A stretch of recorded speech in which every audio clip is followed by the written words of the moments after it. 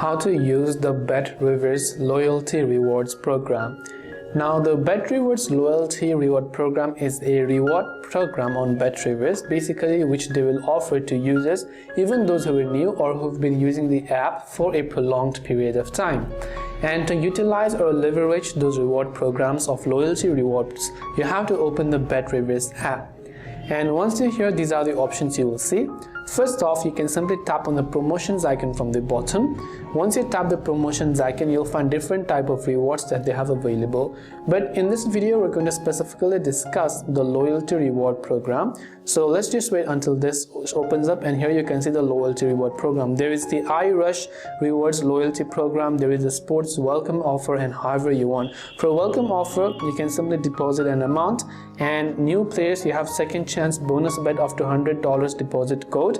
And then for iRush rewards loyalty program, you can see you can visit the loyalty page and you will be able to use by agreeing to the terms and conditions and utilize it to your benefit.